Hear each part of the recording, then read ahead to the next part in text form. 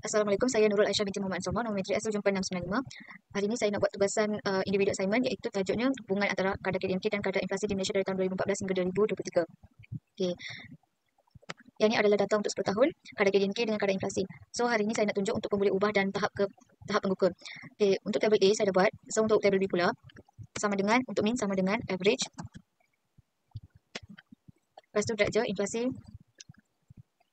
Lepas tu akan dia keluar dia punya value, sama juga untuk median.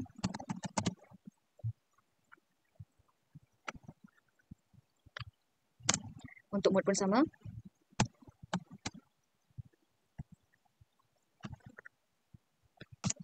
Untuk minimum,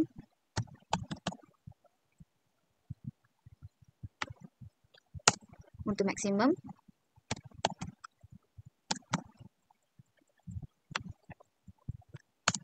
untuk julat kena ambil maksimum, tolak dengan minimum, automatik akan keluar dia punya jawapan.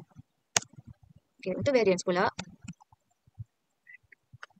lepas tu kena drag variance inflasi punya, okay, dia akan keluar, sama juga dia punya jalan kerja dia.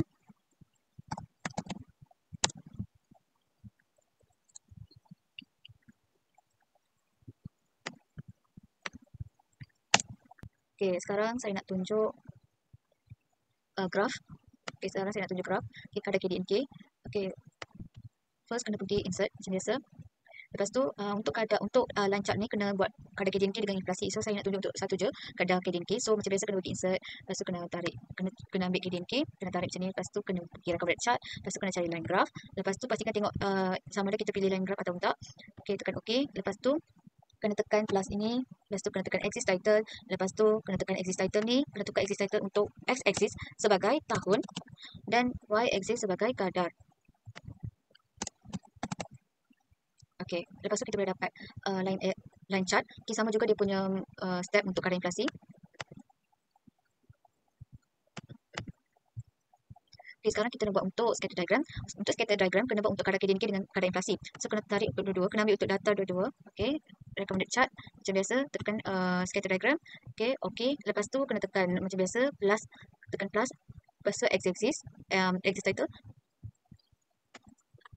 Tekan tukar x axis sebagai tahun, lepas tu y axis sebagai kadar.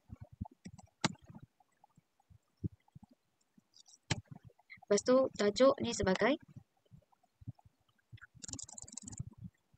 scatter diagram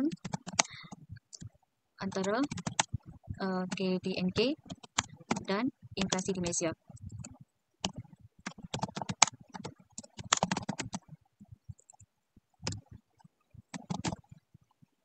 Okey. Seterusnya saya nak tunjuk untuk normality test. Okey. Okey, sama juga dia punya step untuk kadar KDNK dengan inflasi. So saya nak tunjuk untuk kadar inflasi. Okey, kena pergi data analysis. Lepas tu kena cari descriptive and statistic. Lepas tu okey. Kena tekan okey. Lepas tu kena untuk input range tekan panah-panah tu. Tekan data kadar inflasi. Okey, lepas tu untuk output range tekan. Okey, kena pilih tempat yang kita nak letak tu. Letak data. Lepas tu tekan anak panah bawah. Lepas tu pastikan kena tekan label in the first row. Lepas tu kena tekan summary statistic, confidence level, largest, smallest. Lepas tu tekan OK. OK, akan keluar yang ni. Dan pastikan kena tulis dia punya tajuk juga. OK.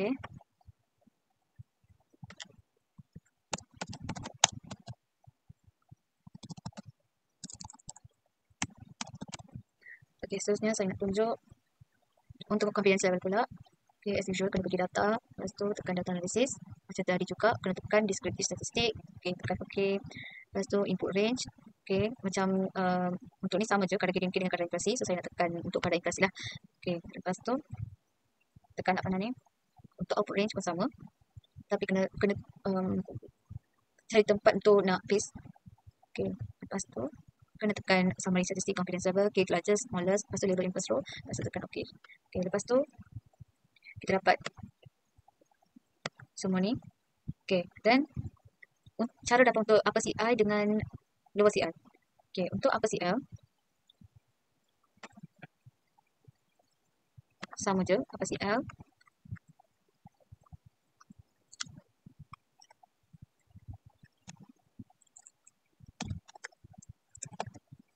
Okay, untuk apa CL, kita tekan equal. Lepas tu tekan min tambah dengan confidence level. Akan keluar dia punya nilai. Sama dengan lower. Tekan equal min tolak dengan confidence level. Okay, kita dapat apa CL dengan lower CL. Okay. Sekarang saya nak tunjuk untuk hipotesis. Hipotesis ada dua, hipotesis null dengan alternatif. Okay, sekarang untuk hipotesis null, min sama dengan 2.5 iaitu untuk kadar inflasi kuartal bersama dengan 2.5%.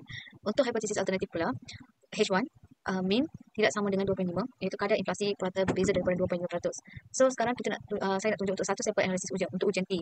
So, macam biasa untuk kuartal min, kena tekan equal average. Lepas tu, kena tarik macam biasa dan tekan enter. Okay, akan dapat min.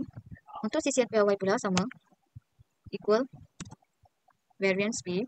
Tekan variance P. Untuk sample size pula.